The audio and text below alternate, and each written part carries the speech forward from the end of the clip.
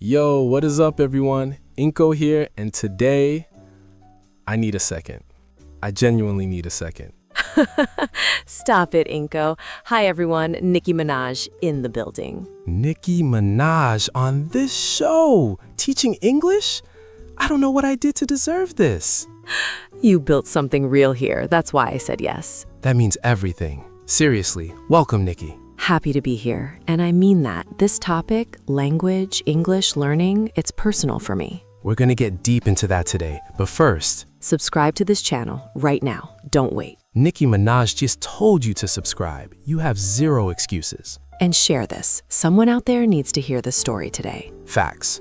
Okay, Nicki, let's go all the way back. Where are you from? I was born in Trinidad, St. James, Port of Spain, Trinidad and Tobago. Trinidad, Caribbean island, beautiful place. One of the most beautiful places in the world. The colors, the music, the food, the people. And what language do people speak in Trinidad? English is the official language, but Trinidadian English is its own thing. Different from standard English? Very different. We have our own dialect, our own rhythm, our own expressions. Trinidadian Creole? Yes, and when I first arrived in America, people couldn't always understand me. Because of the accent and the dialect? The accent, the speed, the expressions, everything. We'll get into that, but first, paint the picture. Trinidad, your early life. Okay, my full name is Onika Tanya Mirage. People know me as Nicki Minaj. Onika, beautiful name. My mother's name is Carol, my father's name is Robert. And my father, he struggled. Struggled how? Addiction, and he was violent. Our home was not a safe or easy place. That's hard to hear. You were young. Very young, and I escaped into my imagination, into music, into words. Words were an escape? Words were my whole world.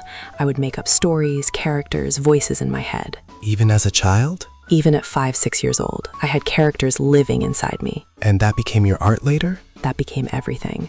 The alter egos, the different voices in my music, that started in Trinidad, in a difficult home with a little girl who needed somewhere to go. Language was your safe place? Language was my freedom, the one place nobody could take from me. For everyone listening, sometimes your biggest gift is born in your hardest moment. Always, the pressure creates the diamond. The pressure creates the diamond. That's a quote right there.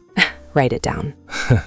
Okay, how old were you when you moved to America? 5 years old. My mother moved to New York first to find work. Then she brought us over. 5 years old in New York. What was that like? Overwhelming. New York is the loudest, fastest, biggest city in the world. Coming from a small Caribbean island? It was like jumping from a pond into the ocean. Everything was bigger, louder, faster. And the language? My English was Caribbean, Trinidad English, and suddenly I'm in a New York school. The kids didn't understand you? Sometimes they laughed. Children can be cruel. That must have hurt. It did, but it also motivated me. I decided I was going to master this language. At 5 years old, you made that decision? I didn't have the words for it then, but the feeling was there. Nobody is going to make me feel small because of how I speak. Nobody. That fire is still in everything you do. It never left. That little girl from Trinidad is still in me, still fighting. Okay, school. You grew up in Queens, New York? South Jamaica, Queens, one of the roughest neighborhoods in New York. Rough how? Poverty, crime, not many people around you saying you're going to be great. What was around you? Survival, hustle, people working incredibly hard just to get by. And you saw that? Every day. And I learned something important from it. What? Hard work is not enough. You need skills. You need tools. Tools like language? Exactly. The people who escaped the neighborhood, not by luck, by skill, by education, by communication. English as a tool for survival? As a tool for everything. In Queens, I saw what happened to people without language skills. Limited options, limited opportunities. And you decided English would be your weapon? My weapon and my art, both at the same time. You went to LaGuardia High School in Manhattan? The famed school for performing arts, music, drama, art. That's competitive. How did you get in? I auditioned for drama, and I got in. Drama. Acting again. We talked about this with Drake. Acting is advanced English class. Oh, it absolutely is. LaGuardia taught me so much about language. What specifically? How to use your voice as an instrument. Volume, tone, pace, emotion. For beginners, those are essential speaking skills. In drama class, you learn that how you say something is just as important as what you say. Tone changes meaning? Completely. I love you said quietly is tender. Said loudly is passionate. Said slowly with a pause is something else entirely. Same words, three different meanings. That's the power of English, or any language, the music of how you say things. So beginners shouldn't just learn words, they should learn to feel the words. Yes, connect emotion to language. That's what makes you memorable. That's what makes people listen. Okay, rap. When did you start? I was always writing, notebooks full of lyrics since I was a teenager. Notebooks again. Drake said the same thing. Because it's true. Writing by hand is different from typing. It's slower. It's more intentional. More intentional. You think more carefully about each word. Every word costs you something when you write by hand, so you choose carefully. And that teaches vocabulary? When you need a word and you don't have it, you go find it. You look it up. You learn it. So writing creates hunger for vocabulary? The best way to learn new words is to need them. When you're writing and you think, I know what I mean, but I don't have the word for it, that's your brain growing. Go find the word. Don't settle for good when remarkable exists. Exactly. Don't settle for sad when you could say devastated or heartbroken or crushed. Each word has a different weight? A different energy. And the right word at the right moment, unforgettable. Okay, this is English gold right here. Let's make this practical for beginners. What are the most important things a beginner needs to know? First thing, and this is important, don't be ashamed of your accent. Say that louder. Do not be ashamed of your accent. Your accent is your origin. It's your flag. But people might judge? People judged my accent, my Trinidadian rhythm, my Caribbean speed. You know what I did? What? I made it my signature. I turned what people mocked into what people loved. Your accent became your brand? My accent, my flow, my rhythm, all of it. Don't erase where you're from.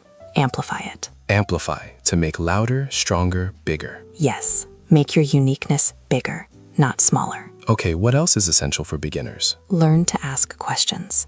In English, questions are power. Questions are power. What does that mean? Can you explain that? How do you say this? Questions show intelligence, not weakness. People think asking questions means you don't know things. The smartest people in any room ask the most questions. I learned that early. So beginners, never be afraid to ask, what does that mean? Never. And people respect you for asking. You're taking the conversation seriously. What about mistakes? Because beginners make a lot of mistakes. Mistakes are data. Beta? Information. Every mistake tells you something. Okay, that word doesn't work there. Now I know. So you collect mistakes? You collect lessons. Call them lessons, not mistakes. Mindset shift. Mindset shift. Changing how you think about something. And that shift changes everything. I made a mistake feels bad. I learned a lesson feels like progress. That's actually beautiful. Okay, your music reached the entire world. Every country, every language. English did that? English opened the door to the world. I'm from Trinidad. If I rapped in Trinidadian Creole only, Smaller audience. much smaller. But because I rapped in English, global. English as a global passport? The most powerful passport that exists. And anyone can get it. Anyone? A poor girl from Trinidad who moved to Queens with nothing. If I can build a global career through language, anyone can learn English. Anyone willing to do the work. Willing to be consistent, willing to be embarrassed sometimes, willing to keep going when it's hard. What does keep going look like practically for someone learning English? 15 minutes every day. That's it. Just 15 minutes? Every single day. Listen to a podcast, watch a show in English, write 5 sentences, 15 minutes. Small but consistent? Small and consistent beats big and occasional every single time. Every time? Every single time. I've seen it. I've lived it. Okay, let's do a quick English lesson. Words from your story that beginners should know. I love this. First word, overwhelmed. You said New York was overwhelming. Overwhelmed means too much at once. Too much emotion, too much information, too much everything.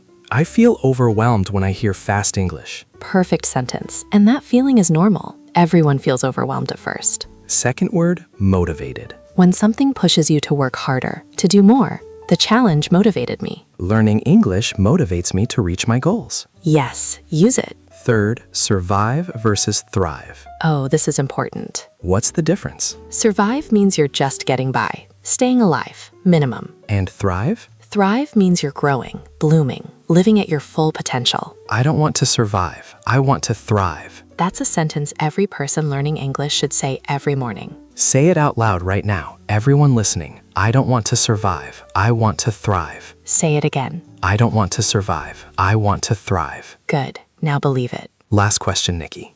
What do you say to a beginner who feels like their English will never be good enough? I say, I felt that. In a New York school, a little girl from Trinidad, feeling like she would never fit, never belong, never be good enough. And now? Now people around the world sing my words in my accent with my rhythm. That's full circle. The girl who was laughed at for how she spoke became the voice that millions imitate. So, not good enough is just a chapter? It's just a chapter, not the whole story. Never let a chapter define the whole story. Never let a chapter define the whole story. Your English story is just beginning. Keep writing it. Nicki Minaj, everyone. I have no words. Huh? The English teacher has no words. You got me again. This was incredible. Thank you, genuinely. Thank you for what you're building here. Real talk. This matters. All right, everyone, subscribe if you haven't already. Please, support real content that helps real people.